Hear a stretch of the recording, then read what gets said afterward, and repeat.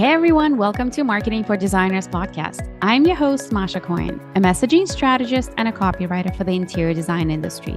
I've been marketing for what feels like forever in my past career at some of the biggest global firms like KPMG and Deloitte. Today, I write website copy for designers using my signature voice of customer framework. If you're a designer looking to up your marketing game and attract premium clients, this podcast is for you. Each week on the show, we're going to be talking all things marketing, from branding to messaging to social media, SEO, and so much more, so you can have all the tools you need to grow your business and attract your dream clients. Welcome back to another episode of Marketing for Designers podcast.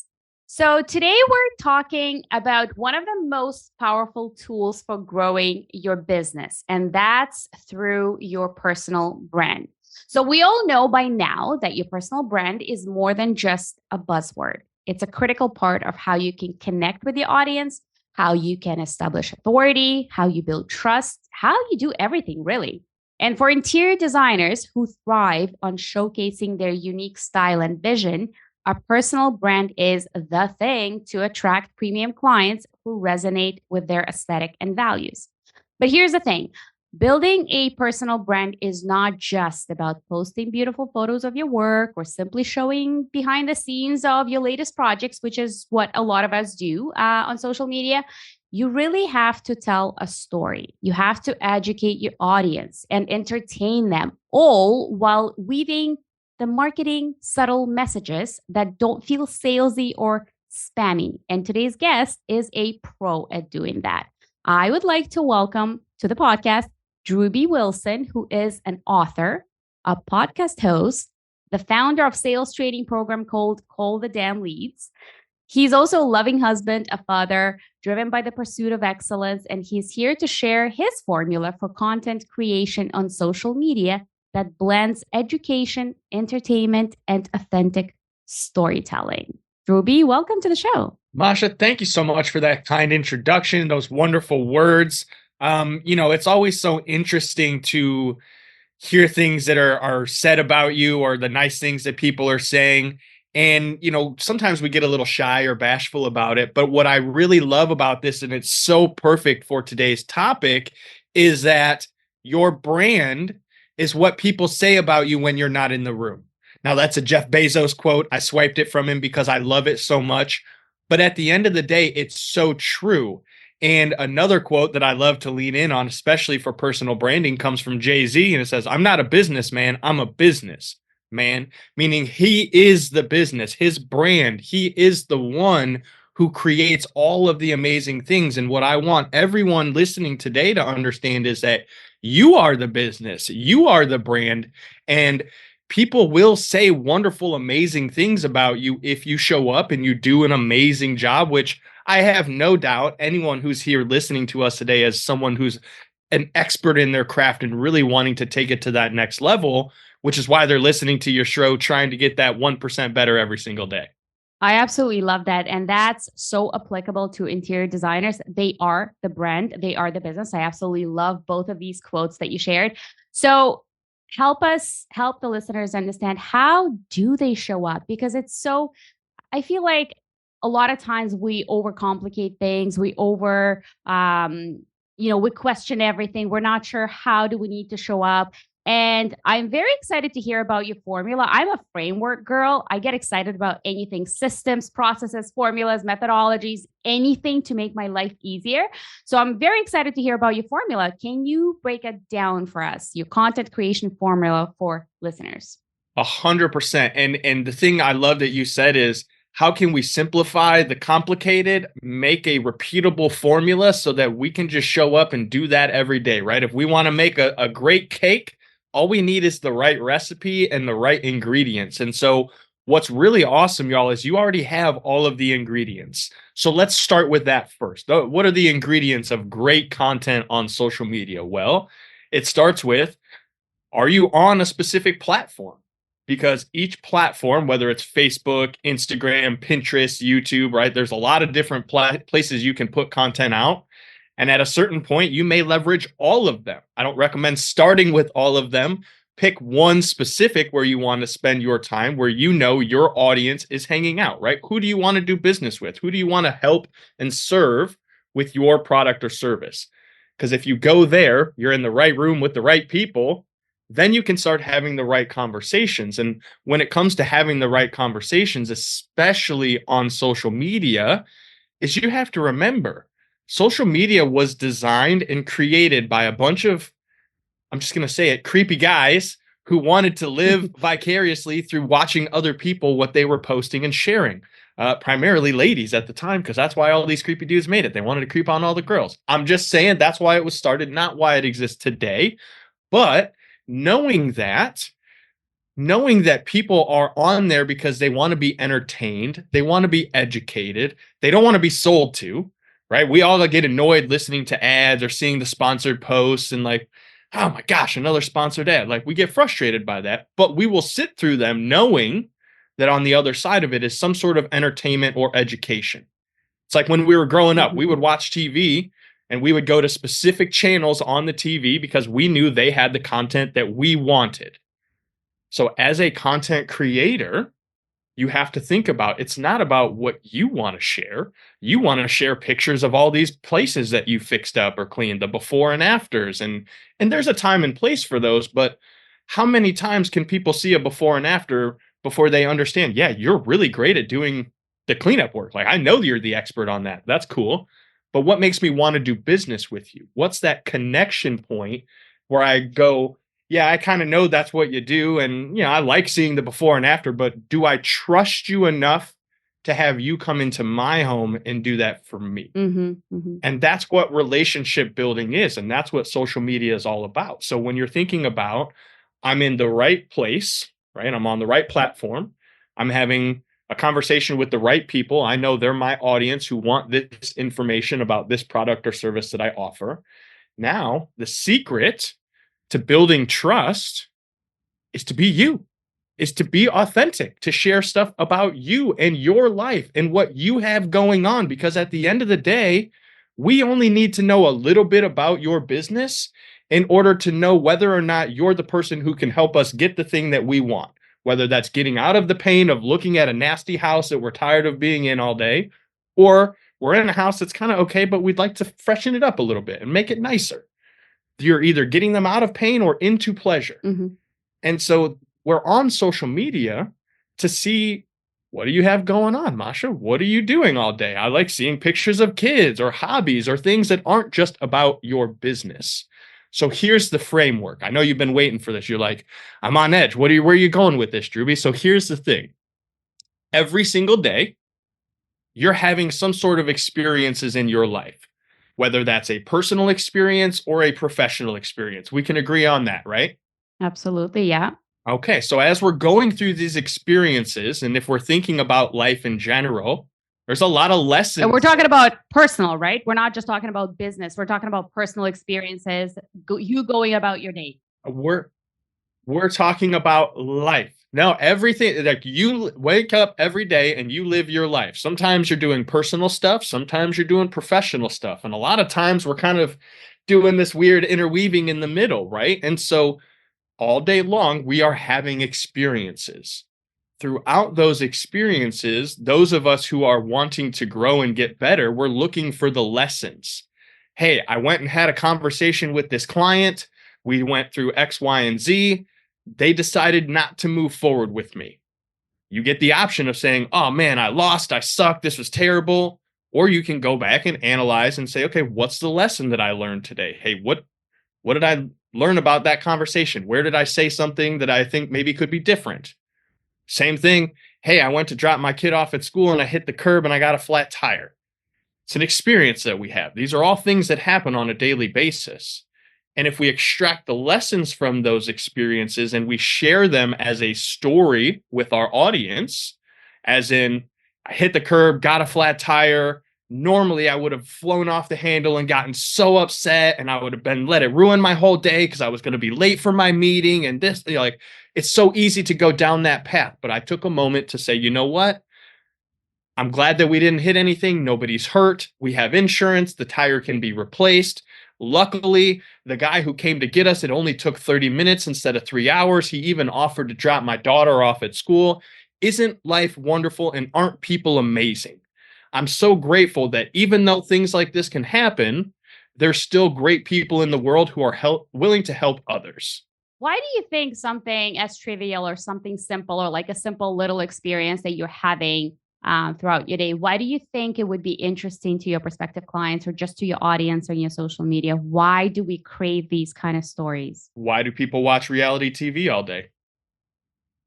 They want to escape their own reality. They want to see what other people have going on to know whether or not they're living a good life or not. Everyone is watching these things to make comparisons because they want to make a judgment of themselves of where they are at on their journey. Are they doing good? Are they doing bad? Am I in good shape or do I look like crap? Do I have enough money? Do I not have enough money? Am I successful? Am I not successful? People are judging themselves all day long. Mm-hmm. And so when people are on social media, they're looking at it because they want to see what other people are doing. They're interested in what other people have going on. Like it's this weird psychological thing. But if we know that, then we can leverage it, right? If you know in like the human curiosity. That's exactly it. Thank you. You nailed it. Human curiosity. People want to know what other people have going on. And if you already kind of like them, now you're encouraged and excited to go and check out what they're putting out there. Because here's what happens. As a human, we can only maintain so many relationships. We can only talk to so many people throughout the day. As a business owner, you can only have so many meetings every single day, to which point you then have other responsibilities for yourself, for your family, whatever that may be. But what if every time you went to that meeting, you knew you're having a very similar conversation? Hey, this is who I am. This is what I do. Here's an interesting story to build some rapport so that we are in relationship, right? We're in rapport and we're able to have a conversation. And then we take that next step into here's what happens if we decide to work together. Here, tell me more about what you have going on. That's the process.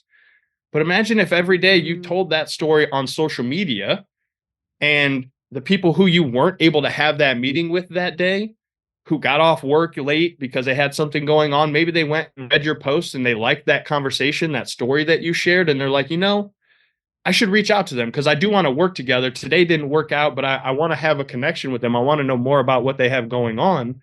Imagine if you set it up to where you had 8 to 10 meetings a day to try to sell clients, but that same conversation happens 8 to 10 times that day. It's nuanced. It varies a little bit, but it's pretty similar all day long. What if you put that conversation on at the end of the night and those 100 people who you couldn't go and meet with that day that are following you on social media happen to see that story and relate to it and go, you know what? I hit a curb one time. I definitely blew up and I let it ruin my day. I like that perspective shift. I like the idea of, finding gratitude in the moment.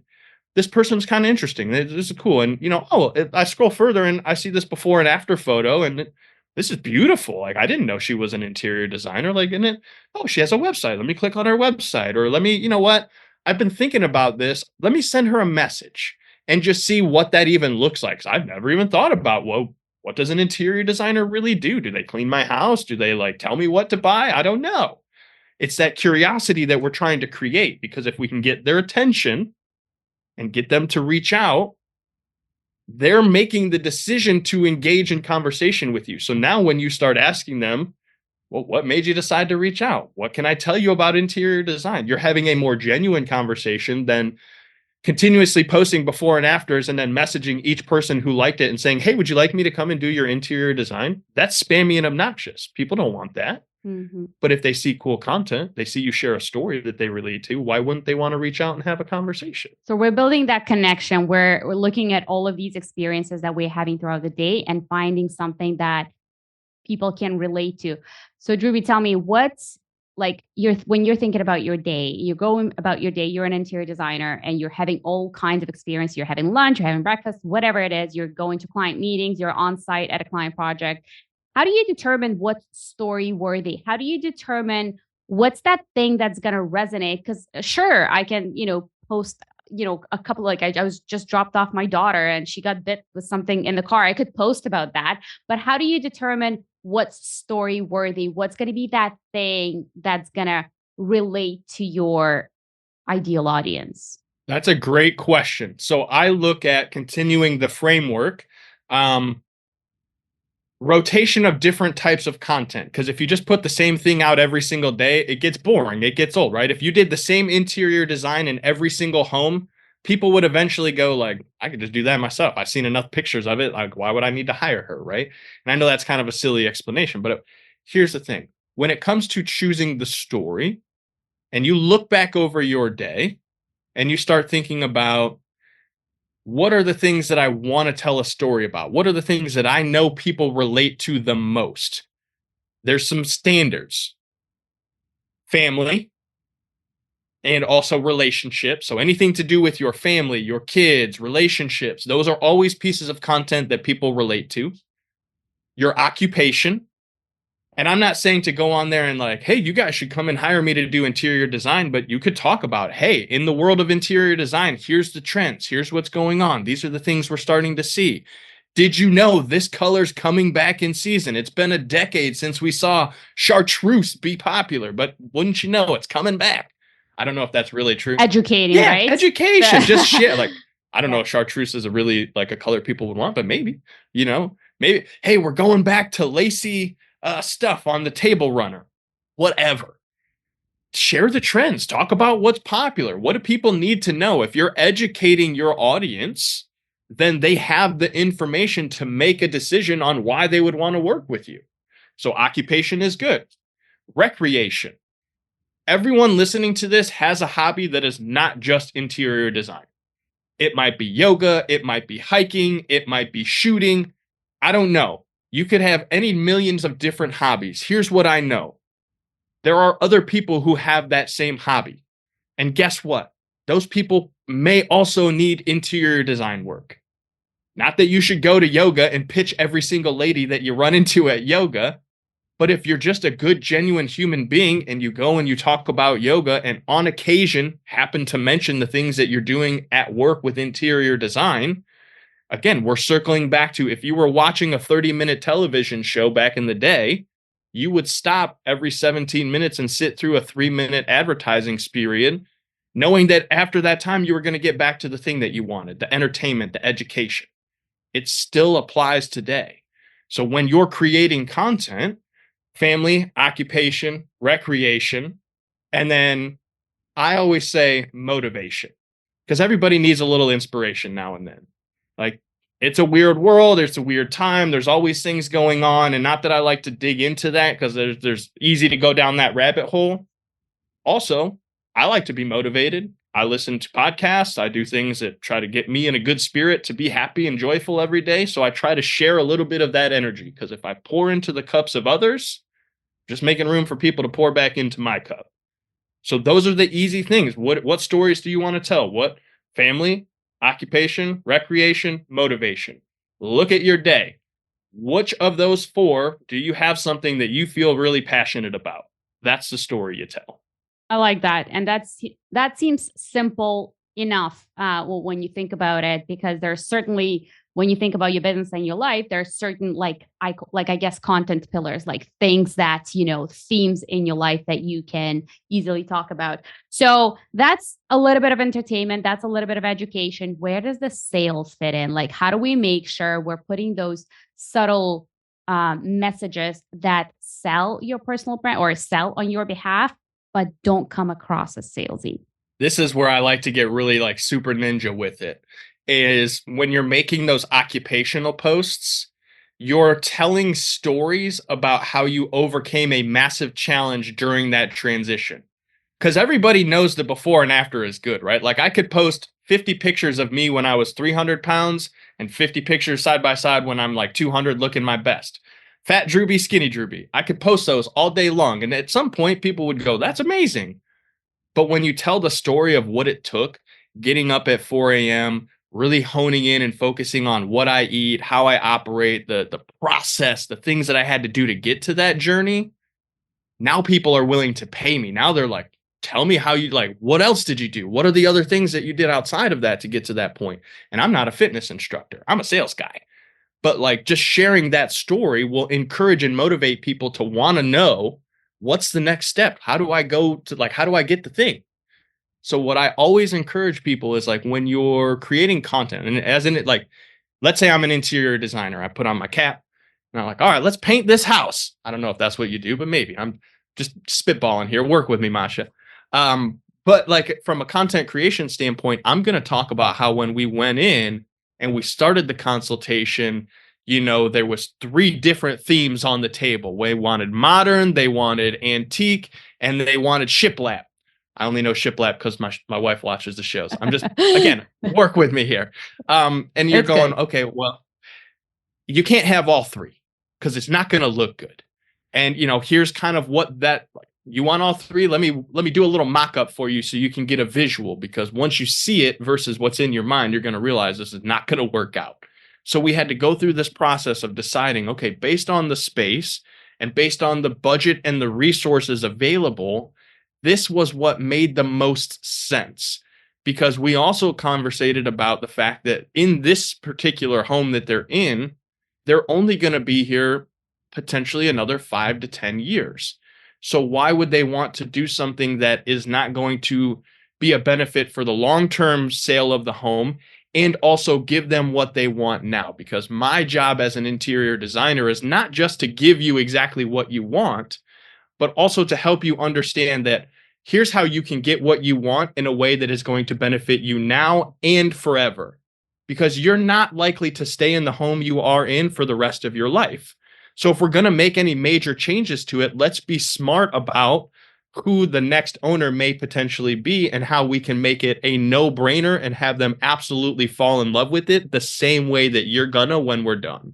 So, but to put it in the context of that interior designer, is you're basically sharing your thinking and processes and how you're, creating that vision or helping your clients create that vision. And you're sharing that basically on social media. Like, here's the thinking behind what we did. It's not just the before and after, but it's, to get this look, we did this and this, or we started off here, or this is the problem that we, helped to overcome. So you're basically sharing. So I'm just trying to help designers to understand what exactly can they post. So we did talk about educational and entertainment posts, but now we're talking about how do you sell, and you sell by sharing your expertise through these processes of what you do and how you do. It's about letting them know that you're an expert and being willing to share so much that people feel like literally they gave me the recipe for their famous dish. Mm-hmm. But here's the thing. I can give you the recipe for Kentucky Fried Chicken. I can give you all 11 special herbs and spices. But if you don't have the specific fryer, you don't follow the specific process that they use internally that they have perfected, it's not going to come out exactly the same. And so especially with interior design, give them the game. Tell them exactly how to do it, because what's going to happen is they're going to get halfway into it and realize they don't have all the skill sets or resources to complete the job. And now they have to call you because they're at a stuck point. And I have this belief that if you literally give away all of the information and knowledge that someone needs to solve the thing themselves, 99% of the world is just going to come back and pay you to do it for them because they don't want to take the time or invest the energy and effort to do it. It's just not logical for them. So make yourself the expert, make yourself the go-to person by giving away so much game. People have no reason not to be like, I only know enough to be dangerous, but if you really want to know, you got to call Masha because she's the expert. That's when people are talking about you. Yeah, right? I believe in the same thing. And so, Drewbie, this is something that I often contemplate about myself when posting content or when brainstorming on what to post. When you post too much of how to, like the educational content, that there is this thing where you start to attract the DIY crowd. And that's not what designers want to do. They want to attract the premium client, just like you said, you want to share the game, you want to share, hey, I'm the expert, but people are still not going to execute themselves. But what do you say to that when you post too much of how to kind of content that you attract the wrong kind of client? How do we avoid that? How do we share enough but still position yourself as an expert and encourage people to hire you as an interior designer rather than just seeing, well, you've shared everything. You've shared all the suppliers, all the vendors. I can just simply go there and do all the things myself.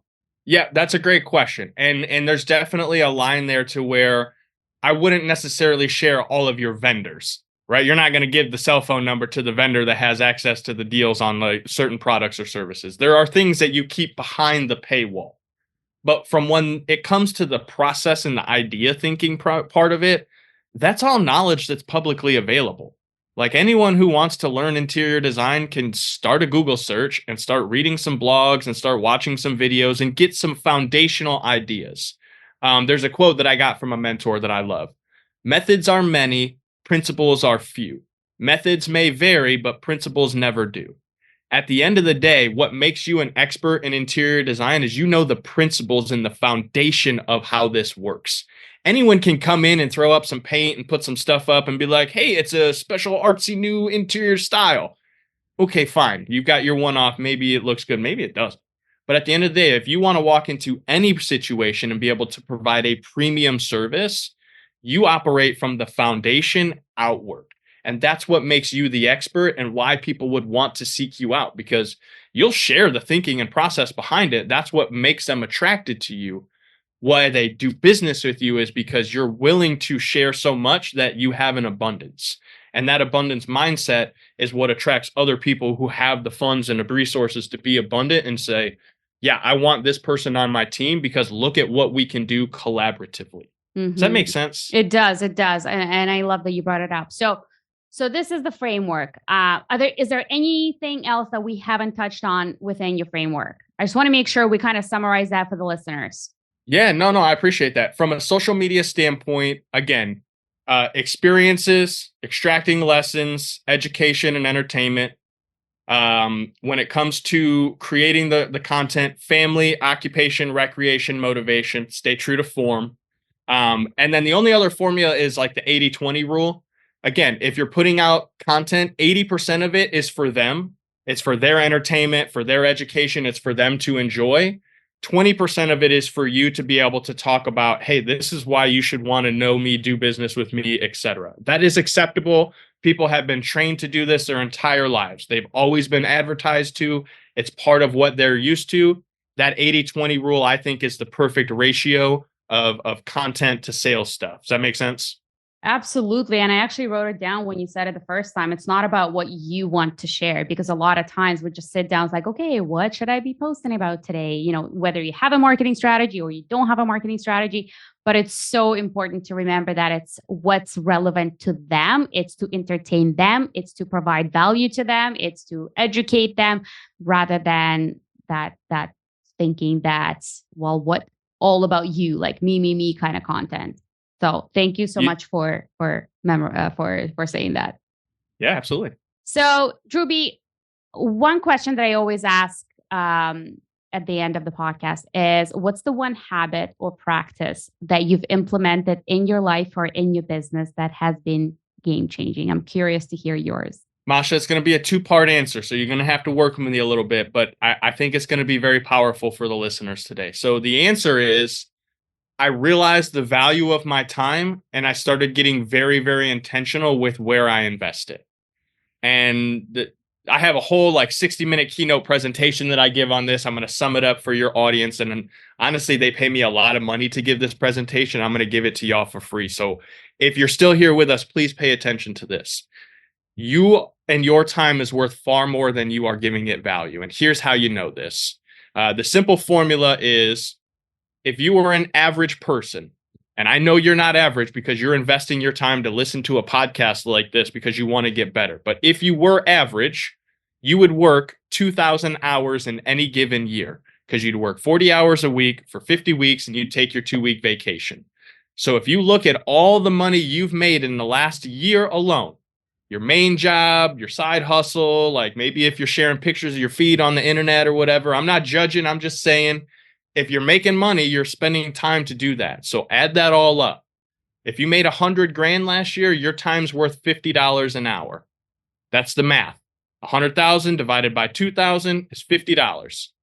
What's scary though, Masha, is if people realize that time is not a guarantee, they don't have an unlimited amount of it.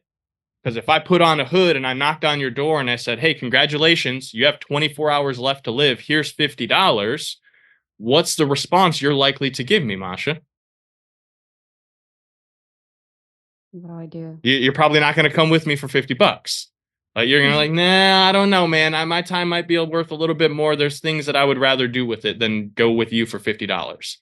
Now, caveat, we all have a number at which point we go, well, for that much money, it's a tool and a resource I can use for the people I love, care about, the things that matter to me. So we all understand that there is a duality, that we still need the money to do the things that we want to do in life, to buy back our time, which is the only asset we cannot get more of. We cannot win in a poker tournament, and nobody gets a box of Christmas morning. So that's part one. You need to understand, what is your time actually worth? And do you feel like the value that you end up at is where you want to be in life? Because if it's not, you have two options. You can work twice as much, or you can develop yourself and make your time worth more by increasing your skill set. Or getting out of your own way and realizing you should just be asking for more money. Funny enough, a lot of clients that I work with when I'm coaching and consulting, the first thing we tell them is, hey, go double your prices and start asking for more. Start there. Mm-hmm. Most people are terrified to do that. One. But you know what? Even if only half the people signed up, you'd still be making as much money and you'd have half as much headache. Imagine that. I like that. Right? So I like that. Well, time is everything. I like that. This is the first step, evaluating, what it is that you're spending your time on, and, what's the value you're getting. And that's part two. See, you're so smart, Masha, because that's part two, is realizing that in life, there's 24 hours in any given day. So if you're blessed to wake up, we can look at, hey, I've got 24 hours to slice up and use how I want. To me, there's 4 areas of life that are really important. Number one is sleep. Because I grew up in the streets doing a lot of things, and I've been on benders, and after 48 hours, you're basically useless. And if any of you have ever partied and had a good time, you know that we all need our beauty sleep. So sleep's number one. Then most of us have our family number two, like our legacy, our why, our kids, our spouse, our relationships. And I respect that, because I have a beautiful wife and a young son. They mean the world to me. They're very important. Then we have our business, because none of us are at that point where we have FE money and we can do whatever we want. So we have to work. And I appreciate that too, because I'm all about doing the work. But what's interesting is we put ourselves last, which is why you meet so many people, Masha, who are burnout, they're unhealthy, out of shape, mentally, they're just living in this fog, because they're putting themselves last on the list of important things. They're not spending that time, energy, and effort to make sure they feel good, so they can show up as the best version of themselves in other areas. And if you've ever been on a plane, they'll tell you, you have to put your own oxygen mask on first, because if you don't, you're a burden to everyone around you. So how can so many people, Masha, go through life wasting their time on things that aren't getting them what they want, knowing that they're putting themselves last, but telling everybody else how hard they're working to make everyone else's life better? That they're self-sacrificing so that everyone else can live a better life. But how can they live a better life if you're only showing up half as good as you should be? So prioritizing yourself, prioritizing me time, self-care. 24 hours in a day, 4 areas that are important, 6 hours in each thing. If you've ever spent 6 hours on a project, you can have a lot of fun. If you've ever spent 6 hours with someone you love, it's an amazing time, makes massive amount of memories. What if you went into every day and you knew, hey, I'm going to spend 6 hours sleeping, 6 hours working, 6 hours on me, and 6 hours on my relationships. And I'm going to invest that time very intentionally so that I can get the maximum return on that investment. That's all the shift was.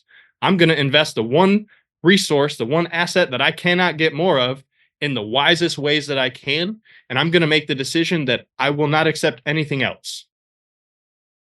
That was a game changer. You just made me think. I definitely do not have 6 hours on me, for sure. Most people don't. But something to think about. Most people don't. Amazing. Well, Drewbie, thank you so much for sharing so much wisdom. Where can people find you if they want to connect with you? I appreciate that. The best thing that they can do is, first and foremost, they can share this episode on social media. Because if they spent time here with us today, this was where they started the value, the whole process. So I would ask them to share this episode, tag you, tag me at Call the Damn Leads, and that's where you can find me on every single social media platform at Call the Damn Leads or callthedamnleads.com. I've written multiple books. I have trainings, blogs, a podcast of my own. I love helping people get dialed in and build a sustainable, successful life, because I've seen people come in and make a lot of money and burn out. I've seen a lot of people who have amazing lives at home, but they're constantly struggling financially. I want to work to help people build a system that works for them to give them the life that they want, because that's what I'm living. And if I can help other people do that, I know I'll get to keep doing that for the rest of my life too. Amazing. Drewbie, thank you so much again for being an awesome, awesome guest. Thank you, Masha, for having me.